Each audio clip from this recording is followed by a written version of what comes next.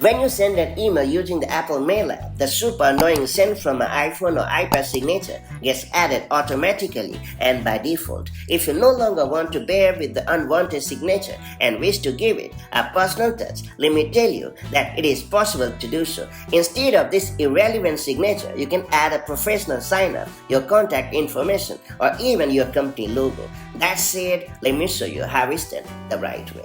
To get us started, you have to open the Settings app on your iPhone or iPad. Now scroll down to the bottom of the screen and choose Apps.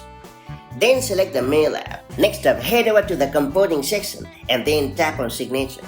After that, remove the existing signature and then enter the custom signature.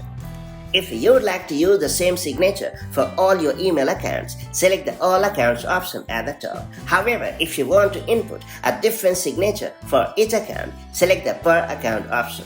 Next up, enter your custom signature for a specific account and confirm it, and that's pretty much it. It's worth pointing out that when you press and hold on the text you enter, you'll have access to the Format option from the pop-up menu to apply bold, italic, and underline formatting. Now make the most of these formatting options to give a unique look to your personal signature. Going forward, whenever you send an email using the Apple Mail app, your custom signature will be automatically attached. Pretty neat, isn't it? If you found this video helpful, do like and share it, and I'll see you in the next video with more such handy tips and tricks. Till then, stay safe and have a great time. Bye-bye.